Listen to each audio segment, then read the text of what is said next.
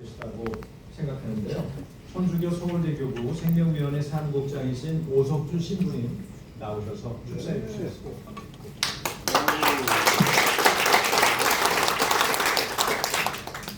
안녕하십니까. 저는 서울대교구 생명위원회 사무국장 맡고 있는 오석준 신부입니다. 생명위원회는 위원장이 대주교님이시고요. 일단 서울대 교부장님이 위원장 맡고 있고, 제가 그 외에도 지금 주교회 가정과 생명위원회 위원과 주교회 생명윤리위원회 위원을 맡고 있으면서 언론 통해서 보신 분은 아시겠지만 최근에 이제 박주민 의원이나 남인순이나 이수진 의원 만날 때 좀 제가 동행해가지고 좀 이렇게 처리한 것들이 있습니다. 저는 써 있는 걸 읽도록 하겠습니다. 먼저 2019년 헌법재판소의 낙태죄 헌법불합치 결정 이후 낙태 찬반이 야기한 분열과 갈등이 깊이 우려되는 이 시기에 개신교 여러 단체들이 뜻과 마음을 모은 태아 여성 보호 국민연합을 창립에 진심으로 축하드립니다. 몇 달 전에 여기 계신 아름다운 피켓 서연아 목사님이 저를 찾아오셔서 말씀하실 때까지만 해도 이렇게 빠른 시일에 이런 연합이 꾸려질 거라고 예상하지 못했습니다. 역시 서연아 목사님의 추진력과 실행력은 진실로 존경스럽고 그 옆에 함께하신 이봉화 대통령이나 재한구 교수님과도 마찬가지로 생각됩니다. 여러분이 잘 알다시피 2019년 4월 11일 헌법재판소 판결 이후 법률적 공백이 지속되는 상황에서 얼마 전 모자보건법 일부 개정안 법률안이 발의되었습니다. 이 개정안인 여성의 건강권과 자기결정을 보장한다는 명분으로 낙태를 정상 의료 서비스로 제도화하고 공적 자금을 동원하여 낙태를 지원하는 법적 근거를 마련하는 데 초점을 두고 있습니다. 그러나 이 법안인 헌법 제10조가 명시한 인간으로서의 가지는 존엄과 생명의 권리 그리고 국가의 보호 의무를 정면으로 위배하는 것입니다. 태아는 생명의 주체이며 그의 생명은 임신 단계와 무관하게 보호받아야 합니다. 헌법재판소의 헌법상 낙태죄에 대하여 헌법불합치한 결정을 내린 취지도 태아의 생명권과 여성의 자기결정권 간의 입법적 균형과 조화를 요구한 것이지 생명의 보호의 책임을 사실상 국가가 포기하라는 의미는 아니었습니다.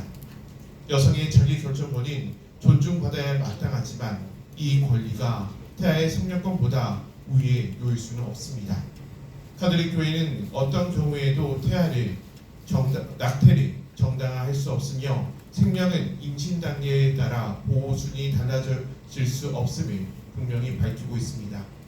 또한 한국 사회가 여성이 자유롭게 낙태할 수 있는 권리를 보장하기보다는 여성이 가정과 사회와 국가의 지원 속에 아이를 낳아 기를 수 있는 출산권을 보장하는 것을 촉구하며 국가 권력이 태아의 생명권과 여성의 권리를 동시에 존중하고 보호하는 법과 제도를 마련해 줄 것을 간곡히 당부합니다. 그러한 법과 제도는 무엇보다도 임신과 출산이 여성에게 무거운 짐이 되지 않게 하는 것이어야 합니다. 태아와 여성의 서로 대립되는 존재로 보지 않고 양자의 권리가 균형과 조화를 이루는 방향으로 나아가야 하며 이것이야말로 우리 사회가 참된 공동선을 향하여 걸어가야 할 길입니다. 한 생명을 지키는 일은 곧 우리 공동체 전체의 존엄을 지키는 일입니다. 생명은 단순히 개인의 선택에 맡겨질 사안이 아니라 그리스도께서 인간에게 허락하신 거룩한 선물이기에 우리가 모두 함께 지키고 보호해야 할 공동의 책임입니다. 다시 한번 이러한 혼란한 상황 속에서 큰 역할을 하게 될 태아 여성 보호 국민연합의 창립을 축하드립니다. 아울러 앞으로 가톨릭 교회도 생명의 지킴으로써 생명을 위한 기도와 교육, 실천과 정책 참여에 끊임없이 이어나아가며 모든 인간 생명이 존중받고 보호받는 사회를 이루기 위하여 또 태아와 여성 보호 국민연합과 함께 끝까지 노력할 것을 약속드립니다. 끝으로 주님께서 태중의 생명들, 임신 중의 여성들과 생명을 지키고자 하는 헌신하는 모든 이에게 풍성한 은총과 축복, 지혜와 용기를 자비를 내려주시길 진심으로 기도드립니다. 아멘. 사실 오늘 여러분이 혹시 또 발표된 걸 보셨는지 모르겠지만 오늘 국가 정책 국무회의 때 통과가 됐습니다. 그 중에 83조인가 보게 되면 여성의 권리와 권익을 위해서 노력한다라고 써있는데 그게 바로 약물 낙태를 통과시키겠다는 그 내용이 포함되어 있습니다. 사실 제가 저번에 그 남인순 의원하고 이수진 의원을 만나고 나서 좀 이들이 좀 아쉬웠던 거니 자기들이 발의하는 거니 이제 이 논의를 이제 시작하려고 한다라고 했을 때 보통은 발의하기 전에 그 논의를 시작하고 해야 되는데 먼저 발의를 하고 나서 논의를 시작한다는 말 표현이 굉장히 모순적이라는 생각이 들었습니다.